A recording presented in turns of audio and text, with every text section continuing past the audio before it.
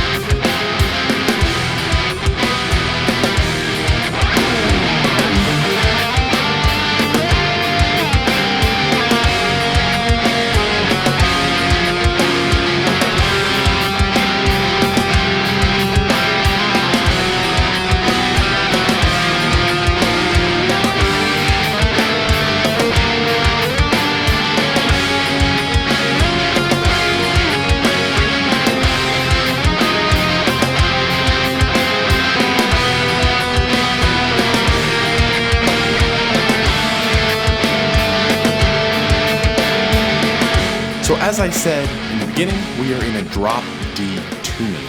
Down in the description below, you can find links for any of the tabs you saw running across the screen.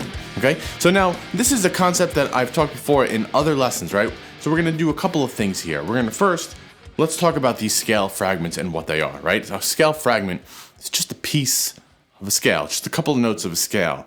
And on the guitar, if we play anywhere, it doesn't matter what frets we play, right? I'm just gonna pick some random frets. If I put my first finger here on 5, the high string, and I play 5, 7, 8, well, these intervals are a second and a minor third. So whole step, half step, anywhere on the guitar is gonna imply a minor sound. So if I play, this note is A, by the way, A on the 5th fret.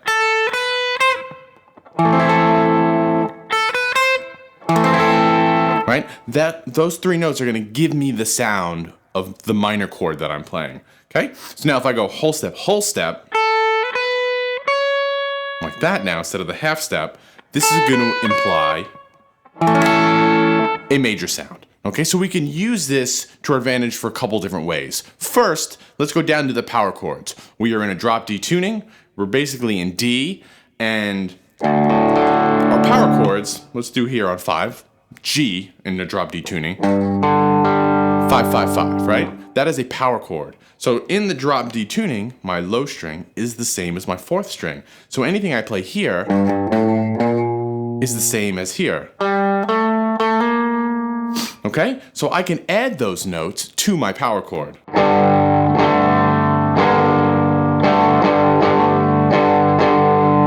Okay? And that'll give me a minor sound.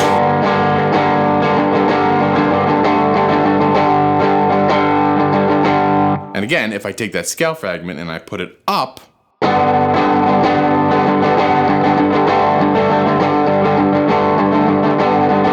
minor.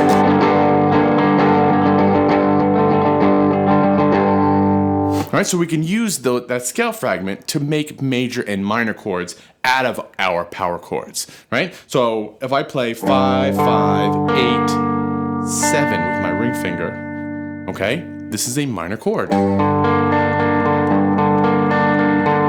And if I just take that pinky and I put it up a fret, now it becomes a major chord. And so that's what we're gonna do, okay? So the chords I used in this video, we're basically going minor on 5, major on 4, minor on 3, minor on 2, major on 1. Right? Super creative here, rock riffs, chromatic lines. Super original, no one's done that before, right?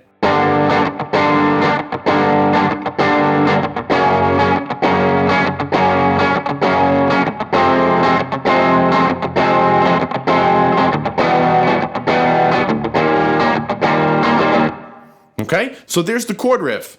Minor, major, minor, minor, major, right? Write down chromatic line, 5, 4, 3, 2, 1. On top of that, I just did a sequence kind of pattern. I took those scale fragments, I found the root note, G, 8th fret, B string.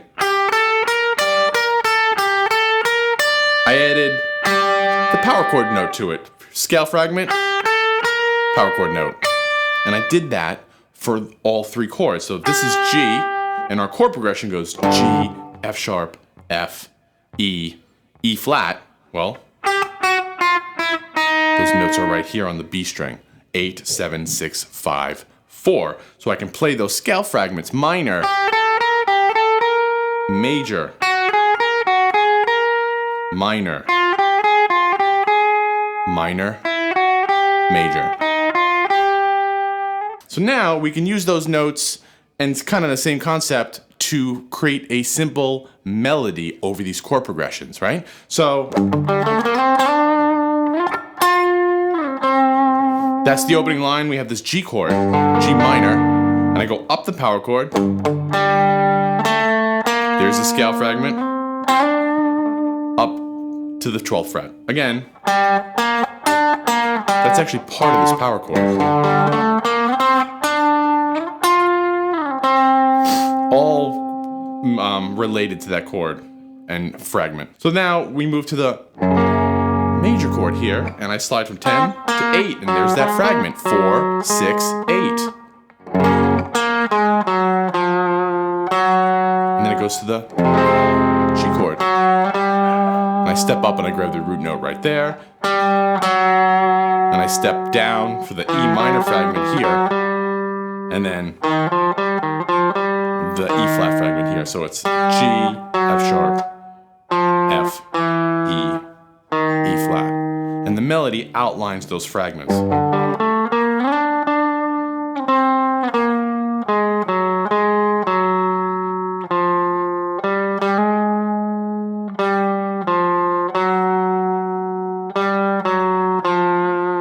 Right? And we're back to that chord, right? So I'm just using those fragments to outline. I'm not thinking of what key I'm in. I'm not thinking of what chord I'm playing. I'm just associating, like, all right, I know I'm playing a minor chord, so I have this minor fragment. I know I'm playing a major chord, so I can come up with that fragment as well. Okay?